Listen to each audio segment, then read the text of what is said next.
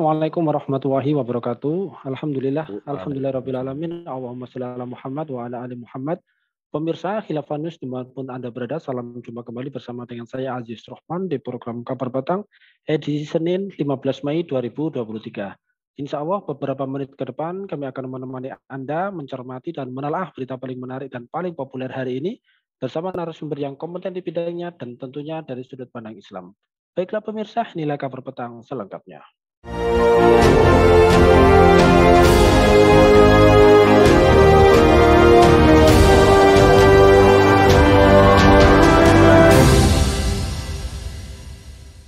Pemirsa, Deputi Bidang Koordinasi Pengembangan Wilayah dan Tata Ruang Wahyu Utomo mengakui bahwa ada proyek strategis nasional yang belum sukses atau gagal. Proyek yang dimaksud adalah Bandara Kertajati di Majalengka, Jawa Barat. Dia menjelaskan gagalnya bandara tersebut karena pemerintah baru menyadari bahwa akses menuju bandara tersebut kurang. Kalau yang belum sukses itu ada, contohnya Bandara Kertajati. Kita harus sadari, belajar dari kasus itu. Setelah dibangun baru sadar aksesnya kurang, kata Wahyu kepada media. Nah, pemirsa melihat dan mencermati hal tersebut, kira-kira apakah benar ya pemerintah di dalam pembangunan di negeri ini terkesan gerusa-gerusu? Apakah proyek ini tidak direncanakan secara matang dan apakah pembangunan di era rezim Jokowi ini yang begitu banyak dibangun cepat tetapi seperti itu yang kemudian banyak merugikan APBN kita? Pemirsa, untuk membahasnya kami telah terhubung dengan seorang pengamat kebijakan publik. Beliau adalah Bung Agus Kiswantono. Kita sapa dulu beliau. Assalamualaikum warahmatullahi wabarakatuh, Bung Agus. Waalaikumsalam warahmatullahi wabarakatuh. Iya, Bung Aziz. Alhamdulillah. Gimana ini kabarnya ini, Bung Agus, sehat, Bung? Alhamdulillah sehat, baik. Semoga sama dengan Bung Aziz. Alhamdulillah. Alhamdulillah. Baik, Bung langsung saja menyikapi terkait dengan pernyataan dari Deputi Bidang Koordinasi Pengembangan Wilayah dan Tata Ruang ya, proyek strategis PSN, yakni Bung Wahyu Utomo ya, yang menyatakan bahwa pemerintah mengakui Bandara Kertajati di Majalengka ini berpotensi menjadi proyek yang gagal. Padahal bandara ini digadang-gadang sebagai salah satu proyek strategis nasional.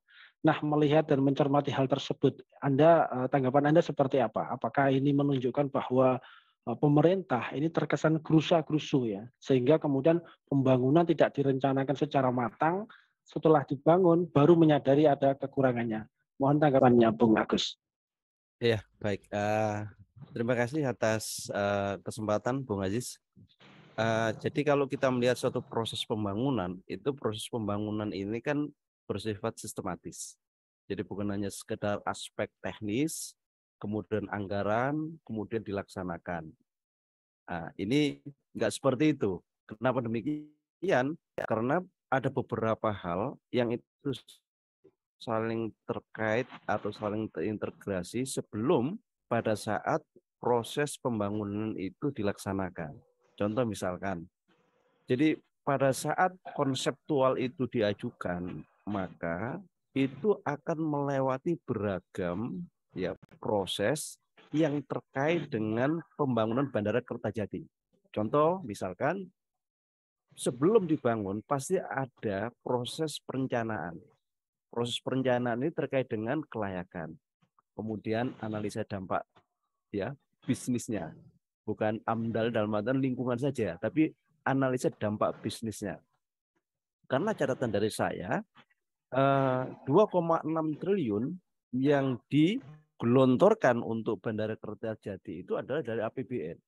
Oleh karena itu, maka ini bukan suatu hal yang biasa-biasa, tapi suatu hal yang fantastis.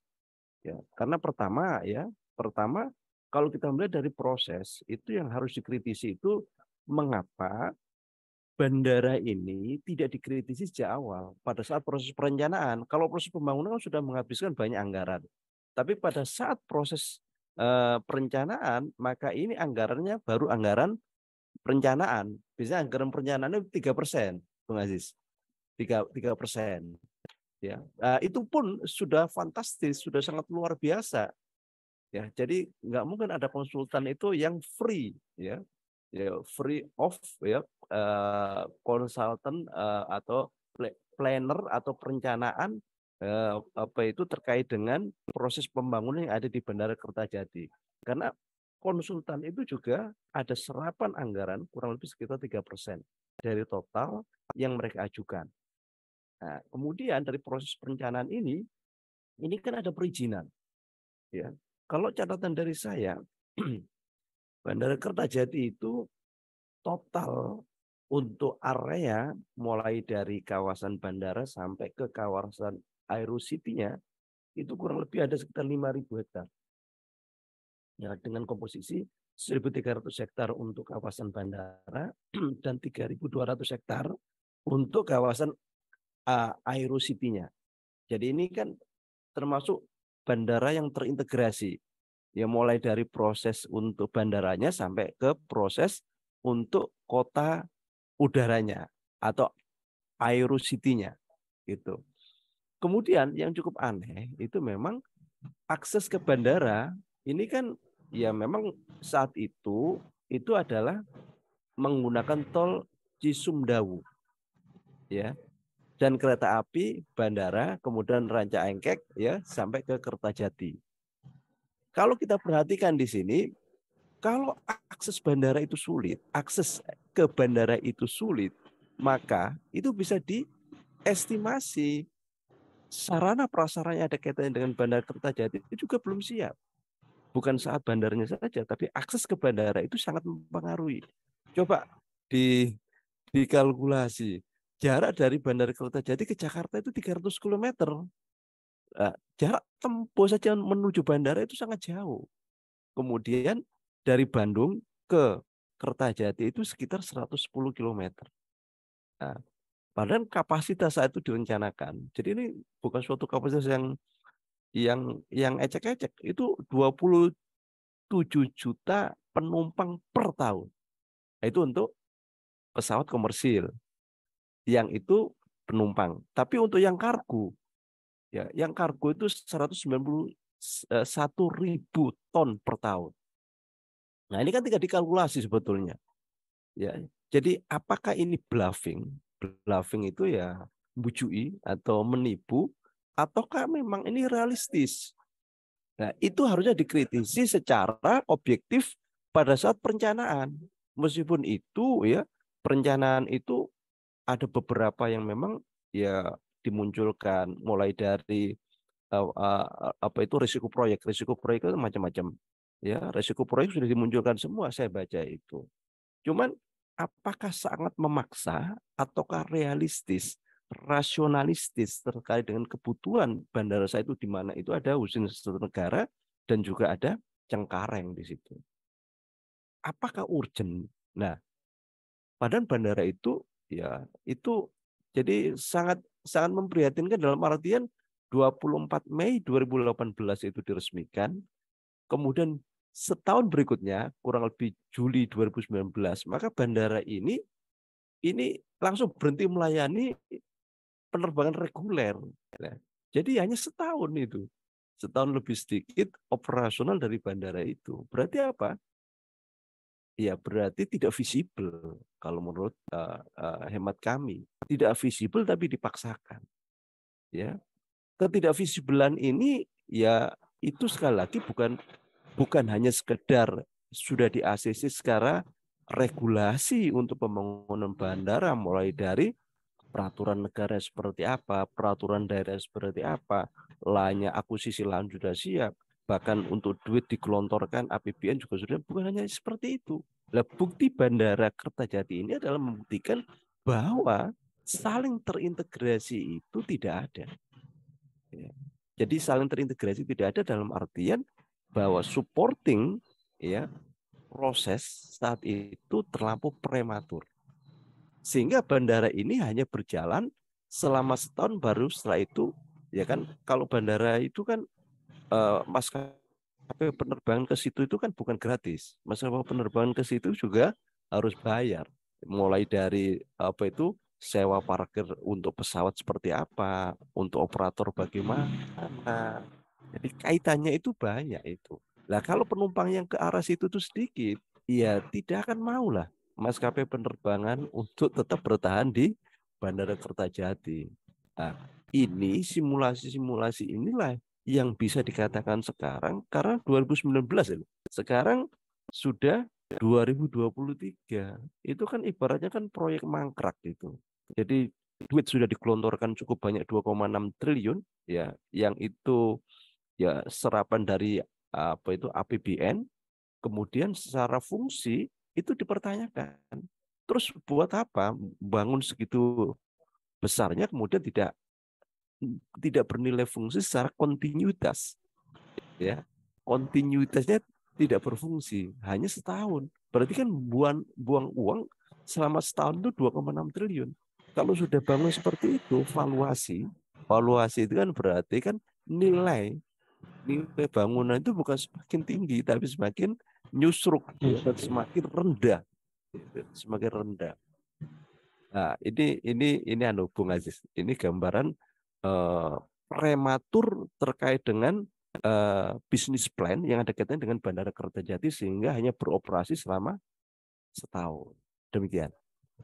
Ya, baik. Lantas kemudian kalau kita melihat gencarnya ya pembangunan yang digalakkan ya, ini kan selain proyek Bandara Kertajati yang kemudian disampaikan eh, gagal ya, bisa dikatakan seperti itu. Ini juga ada rencana terkait dengan proyek pembangunan IKN. Nah, Anda melihatnya seperti apa ini dengan fakta yang sebelumnya saja bandaranya mangkrak? Apakah proyek pembangunan IKN Nusantara ini nantinya juga bisa menjadi proyek yang gagal sebagaimana Bandara Kertajati? Ya, jadi gini Bang Aziz ya. Eh, Pemerintahan sekarang ini kan pemerintahan yang secara legitimasi itu lebih dari 80%. Ya, mereka kuasai. Secara logik ya, logik untuk terjadi konfrontasi, penentangan atau ketidaksukaan terkait dengan program yang mereka anggarkan itu akan sulit karena mereka mayoritas, ya. Jadi pemerintahan Jokowi sekarang ini adalah pemerintahan yang mayoritas, ya. Mereka mengkritisi pemerintahan Soeharto karena otoriter kan itu ya. Karena mayoritas itu kan ya, kalau mayoritas kebablasan itu biasanya otoriter. Gitu. Karena penyeimbangnya itu memang kalah, ya. Tersisa ya kita 82% itu, tersisa 18%. Kalau 82% itu semua ACC, semua setuju, apalah artinya yang 18%? Jadi contoh misalkan ini, ya undang-undang Omnibus Law yang terkenal dengan undang-undang TikTok, diketik langsung diketok.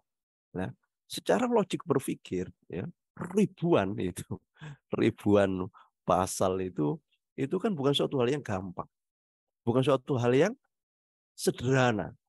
Kemudian disetujui, ya, kemudian langsung di di apa itu ada catatan di situ. Itu pun sampai sekarang lolos semua, lolos terus ini itu Omnibus Law itu. Kenapa? Mereka menguasai 82% dari legislasi atau legislatif ya, yang mereka kombinasi dengan kekuasaan itulah yang menyebabkan ya orientasi kekuasaan itu menjadi mayoritas itu. Dan itu sebetulnya kalau kalkulasi politik ya itu sebetulnya wajar. Yang nggak wajar itu mereka mayoritas, pemerintahan Jokowi itu mayoritas, tapi hasilnya banyak problem. Nah, ini namanya mayoritas tapi tidak menguasai. Itu kan aneh. Harusnya mayoritas itu mulai dari program menguasai, anggaran juga apa itu serapan anggaran mereka itu pasti akan ya lempeng-lempeng saja, ya. Sementara impact dari itu kalau ada masalah banyak, masalah tambah banyak, ini mayoritas yang minoritas. Ini kan aneh. Mayoritas secara komposisi kekuasaan tapi minoritas secara kemanfaatan. Nah, kalau mayoritas secara kekuasaan, minoritas secara kemanfaatan bagi warga atau masyarakat Indonesia, ini kan mayoritas yang model seperti apa sekarang ini? Salah satu program yaitu IKN. Jadi IKN ini ya dalam koridor kami sebagai ya apa itu ya yang pernah terjun di bidang konsultan, ini juga tidak akan mampu, yang menolak itu tidak akan mampu karena porsi kekuasaannya itu di legislatif ya itu ya hanya minoritas. Dan kalau hitung-hitungan kalkulasi saya, program apapun itu pasti akan lolos. Tapi tadi itu mayoritas kekuasaan, kalau minoritas kemanfaatan, ini jadi pertanyaan besar, tanda tanya. Kenapa bisa seperti itu? Ya, dia apapun saja itu pasti lolos. Ya, maksudnya ini keinginan apapun pemerintah sekarang itu pasti lolos.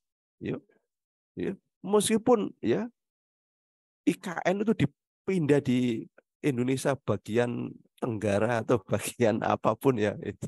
Kalau rasional kita itu tidak memungkinkan di era rezim sekarang itu pasti di ACC karena mereka mayoritas itu. Dan kalau kalkulasi kami ya itu ya karena mereka pemenang. Tapi yang sangat disayangkan ya bagaimana mereka mengelola kemenangan itu nanti ke depan akan meninggalkan dua hal ya, negatif atau positif legasinya. Kalau kemanfaatannya itu sedikit dan problem masalahnya itu banyak banget, maka berarti mereka tidak mampu mengelola potensi baik itu program anggaran menjadi potensi Indonesia milik kita kan gitu. Kan jargonnya kan gitu. Indonesia harga mati, ya ini mati beneran betul Indonesia itu. Itu. Karena controllingnya itu di legislatif itu benar-benar sekarang kurang. Ya, contoh misalkan kok saya mengatakan kurang, bagaimana tidak kurang? Ya, misalkan ada yang mangkrak. Contoh misalkan ini ya kereta api cepat, itu kan ya luar biasa itu. Anggarannya ya lebih tinggi lah dari Kertajati. Apakah ada apa itu counter ataukah ada evaluasi secara general bahwa ini adalah catatan buruk gitu? Enggak ada. Malah digelontorkan lagi, kurang anggaran gelontorkan lagi. Itu diajukan iya ACC gitu terus itu. Nah, berarti ini menunjukkan arogansi kekuasaan itu sedang terjadi. Ya, mau dipindah Indonesia itu di langit kemana itu ya, meskipun nggak rasional bagi kita ya pasti akan di ACC. Nah, ini ada ya pengelolaan dari sisi mayoritas ya. Jadi dan itu sebetulnya kalau kalau pemenang ya kalau menurut hemat kami ya wajar-wajar saja. Tapi yang nggak wajar itu kalau tadi itu catatan dari kami. Karena apa? Kalau mayoritas itu ternyata ya tidak dioptimalkan, tidak dimanfaatkan, maka akan muncul mayoritas juga masalahnya, bukan kemanfaatannya. Dan apakah jadi negatif legacy sampai 2024 itu akan terjadi atau positif legacy yang akan terjadi sehingga nanti akan menuai kembali dari periode kemudian menjadi periode masyarakat akan cinta dengan PDIP, masyarakat akan gembira dengan PDIP. Nah, ini sebetulnya adalah sekarang ini. Gitu. Kalau tidak dimanfaatkan, ya berarti ya saya bisa pastikan legitimasi dari publik akan semakin menurun. Kenapa? Karena tidak bisa mengelola ya anggarannya sedemikian luar biasa, ya utangnya sedemikian luar biasa, tapi problemnya malah banyak, bukan ya justru menambah manfaat untuk masyarakat ya Indonesia seluruhnya. Demikian, Bung Aziz. Ya, baik, mencermati terkait dengan hal tersebut ya. Ini tampaknya dua hal pembangunan ini ya. Yang pertama adalah Bandara Kertajati, terus kemudian rencana proyek IKN. Jika ini nantinya lagi-lagi merugikan rakyat ya, mengabaikan kepentingan rakyat kecil dan menjadi proyek yang terbengkalai. Ini tandanya seperti apa ini menurut Bung Agus? Apakah ini menunjukkan bahwa ternyata di Indonesia ini kita sudah kepentingannya bukan kepentingan rakyat lagi, tetapi kepentingan para oligarki atau kapitalis ya. Jika demikian, ini solusi bagi kita supaya terbebas dari hal tersebut, ini bagaimana, Bung Agus? Iya, baik, Bung Aziz Rahman. reformasi itu kan 98, ya, ada harapan, ada cita-cita, ya, yang itu dinisbahkan atau disandarkan atau ditumpukan, ya, yang sangat bagus, ya, kepada era-era selanjutnya, yaitu era pemerintahan selanjutnya atau era rezim berikutnya lah kan itu. Kalau kita mengatakan suara itu rezim yang totaliter, totaliter itu berarti kan total otoriter, kan itu totaliter, total otoriter.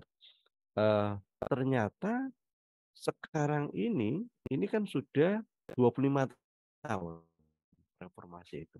Jadi ibarat satu pemuda itu sudah pemuda ini agresivitasnya luar biasa, produktivitasnya luar biasa untuk ya bagaimana kemanfaatan dia itu sebagai seorang pemuda. Ternyata 25 tahun itu kita ini masih belum ya menemukan aja belum itu makna sejahtera. Sejahtera masih di atas ya langit, langit yang sangat tinggi sekali sehingga sulit dijangkau ya oleh masyarakat Indonesia. Yaitu. Kenapa demikian? Ya karena ya secara faktanya ekonomi kita seperti apa, ya kemudian pendidikan kita bagaimana, kemudian budaya kita bagaimana. Problem yang sangat luar biasa ini ya suatu hal yang ya akan tumpuk menumpuk, akan terus terjadi masih itu ya sesuatu hal yang seperti itu. Ya kenapa demikian? Ya karena apa? Ketidakmampuan. Ya tumpuan harapan masyarakat Indonesia yang sangat luar biasa itu diwujudkan. Ya oleh karena itu catatan koreksi ini harusnya menjadi satu yang prinsip, ya bukan petugas partai kan gitu. Kalau sudah di apa itu, kalau sudah dijadikan pemimpin Indonesia itu ya menjadi satu barometer tolong ukur pemimpin ya bangsa Indonesia. Sementara ini kan Indonesia itu 280 juta, ya hanya ditentukan oleh ya partai incumbent yaitu ya yang dulunya merasa dizolimi kan gitu ya dan citranya naik sekarang ya dulunya proletar ya naik sekarang jadi borjuis ya yaitu PDIP kan gitu. Proletar justru saat proletar nah, itu menuai simpati. Tapi pada saat posisinya sudah luar biasa jadi borjuis, justru PDIP mendolimi ya yang lainnya, termasuk ya HTI, FPI kan gitu. Nah, ini kan jadi fenomena yang aneh gitu. Jadi tidak belajar dari apa itu proses saat itu. Jadi oh ini anu apa itu catatan dari kami ya. Ini bisa jadi nanti kalau HTI sama FPI ini tetap menjaga eksistensi dan konsistensi itu bisa jadi nanti ke depan seperti PDIP itu. Ya, karena dulu PDIP juga besar karena didolimi sama Soeharto. Jadi cuman ya tadi itu syaratnya harus hampir semua, hampir perjalanan sejarah partai politik ya, atau ormas politik atau apapun, itu tidak ada ormas yang lempeng-lempeng saja. Ya. Ada dinamikanya. Ya, contoh PKS ini, PKS ada Gelora sampai PKS kan itu, dan itu suatu hal yang biasa kan gitu ya. Di dalam kenegarawanan kita itu biasa. Kemudian Golkar malah pecahnya banyak itu. Ya, Partai Indonesia tetap ada, tapi partai pecahnya tetap ada. Filial, ya, filial politik, gitu. Filial politik ada itu. Jadi catatan-catatan ini seharusnya ya, catatan ini kalau terjadi kegagalan, kalau itu normal, ya sebetulnya Bung Aziz, kalau namanya sudah proyek itu yang dapat banyak itu adalah kontraktor, Bung Aziz. Jadi proyeknya gagal mereka nggak mau tahu itu. Tapi duit kan tetap mereka sudah belanjakan. Ya. Kan ya yang harusnya itu bertanggung jawab itu adalah bagian perencanaan ini. Kan ada tiga tahapan ya, tiga tahapan. Perencanaan, pelaksanaan, kemudian pengoperasian. Nah, sekarang ini memang nyusupnya itu yang di level yang ketiga atau tahap yang ketiga pengoperasian. Tapi harusnya acuan yang awal ini bagian perencanaan itu sebetulnya. Kalau kontraktor itu kan ya asalkan disukai, asalkan hengki-pengkinya dengan karena itu kalau proyek negara itu kan pasti menggunakan anggaran APBN. Jadi pemerintahan saat itu kan diresmikan 2018. Berarti kan pemerintahan saat itu Ahmad Heriawan ya, sama Presiden Joko Widodo, Jokowi saat itu. Itu. Jadi catatan-catatan itu seakan-akan itu catatan yang menguap. Gitu. Karena apa? Faktor bisnis itu kalau sudah dibalut dengan politis, maka bisnis itu tidak akan ada artinya meskipun terjadi kerugian yang sangat luar biasa.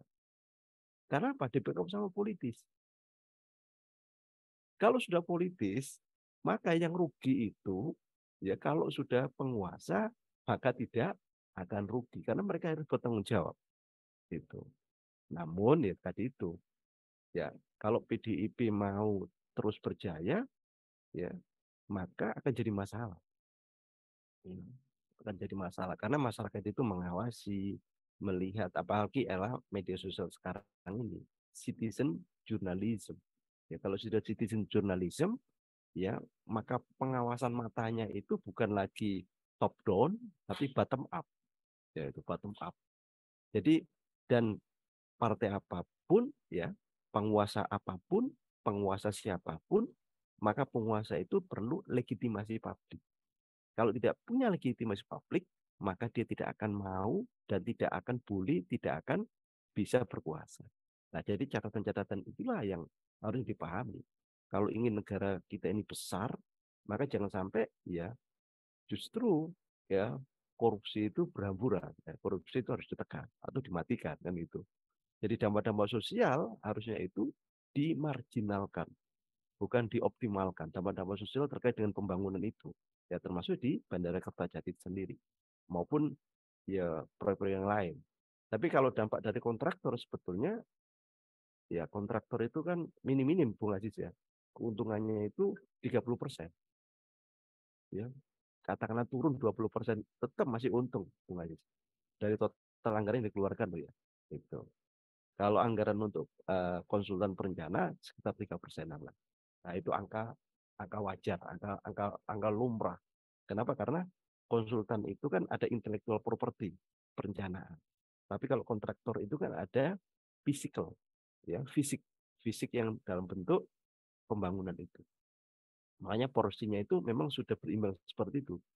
Ya, kurang lebih sekitar 3% itu untuk konsultan perencana, 97% untuk kontraktor pelaksana. Nah, itu adalah kait-mengkait antara tiga tahapan itu, perencanaan, pelaksanaan, pengoperasian. Jadi, sehingga kalau ataupun nanti ini dipertanggungjawabkan, maka yang awal dipertanggungjawabkan harusnya itu di bagian perencanaan. Nah, gitu. Kalau terjadi miss ya konstruksi, maka yang harus dipertanggungjawabkan, yang harus diminta pertanggungjawab itu adalah kontraktor pelaksananya. Kalau pengoperasian ya itu tinggal diserahkan aja. Jadi diserahkan itu ya dia harus mengembalikan, maksudnya return of investment-nya, ROI-nya. Jadi kalau ROI-nya sekarang ini ya bagaimana 27 juta penumpang per tahun. Aduh, janganlah 27 juta. Setahun aja itu beroperasi sudah megap-megap itu saat itu. Belum lagi yang kargo 190.000 ton. Itu nggak tercapai. 27 juta penumpang nggak tercapai. Ya demikian. Jadi itu, Bung Aziz.